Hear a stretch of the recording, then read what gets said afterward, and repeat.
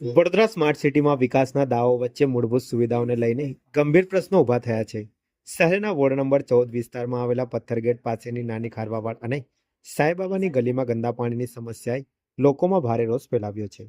સ્થાનિક રહીશો મુજબ છેલ્લા ઘણા સમયથી નળમાંથી શુદ્ધ પાણીની જગ્યાએ દુર્ગંધયુક્ત અને કોલ્ડ્રિંક જેવી કાળું પાણી આવી રહ્યું છે. આ પરિસ્થિતિને કારણે લોકોના સ્વાસ્થ્ય પર ગંભીર અસર થવાની ભીતિ ઊભી થઈ છે.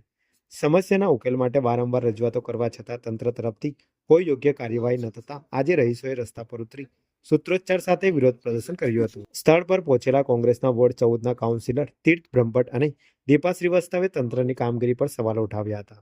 તેમણે જણાવ્યું કે આ જોઈને મને શરમ આવી રહી છે. ઇન્સાનિયત નામ પર પૈસા કમાવાના જે લાલચી લોકો છે ને, એનો આ ભ્રષ્ટાચાર છે જે આટલા દિવસથી દીપા શ્રીવાસ્તવ અવાજ ઉઠાઈ રહી છે.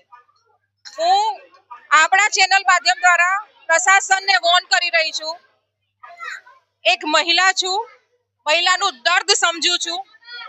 છેલ્લા 3 મહિનાથી આટલું ખરાબ પાણી એક વ્યક્તિના ઘર પર, આટલા બધા વ્યક્તિઓના ઘરમાં આવી રહ્યું છે, જ્યાં એ લોકો ટેક્સ પે કરે છે. તમને આટલું બધું ટેક્સ આપવા છતાં પણ તમે આવી રીતે પ્રોવાઈડ કરો તો આ શર્મસાર વાળી વાત છે. અને હવે જનતા જાગૃત થઈ ગઈ છે. હું એમની અવાજ છું અને જોડે જ રહીશ.